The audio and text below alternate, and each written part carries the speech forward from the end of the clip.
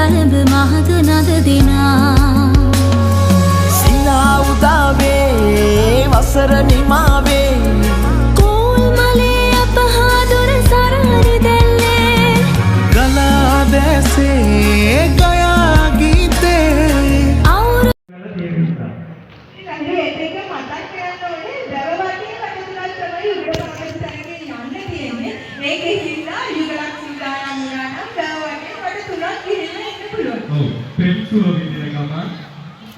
වැලිට වැවුතා අවුල්ලේ තරගයට තෑගි තරගෙනම ගෙදර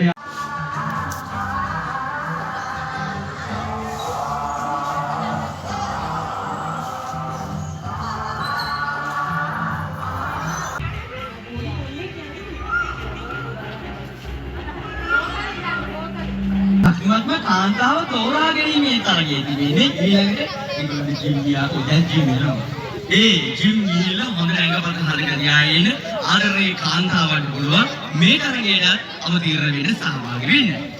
ඒ වගේම තමයි ලහිරු අපි කලින් සඳහන් කළ තරගවලදී අපි කියවනේ අපේ වැවිට ගල්තුලේ යටි එන බමුණු මුල්ල අටුතුන් ප්‍රදේශවාසීන් පමණයි සහභාගී වෙන්න පුළුවන් කියන හැබැයි විවෘත තරග දෙකක් තියෙනවා. සැඟවුණු මල තේරීමේ තරගය සහ ගස්ලබු ගෙඩියේ ඇට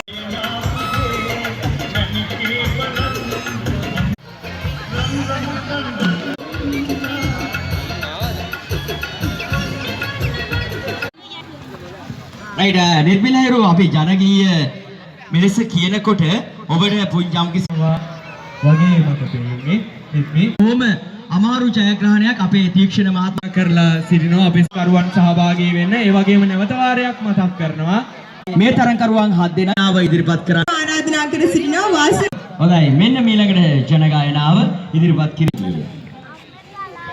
යන කොට නෙරිය ගොතනවා තේ තඟු ඇහැල කාදාන් රහින තැනට මණිකේ දුවනවා තේ තඟු රන් පුටුවේ අත තියාන කුමරු හඬනවා තේ තඟු ස්තුති ඈතින් මට පේනවා යුගලයක් ඊටමත් වේගෙන් අධිවේගී ගමනක වැව්තාවුල්ල ඉස්මත්තෙන් වැව් වටේ ගමන් කරන බව දැන් කොළඹ කළුතර බණ්ඩාරගම ප්‍රධාන මාර්ගයට පිවිසෙනවා.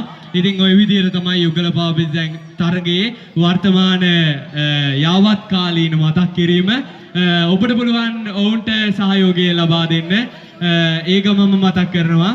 ඔව් යුගලයක් මේ මොහොතේදී අපේ පිටණියේ ඉදිරි පිටෙන් ගමන් කරනවා. හොඳ අපල සන්නාදයක් ලබා දෙමු ඔවුන්ට.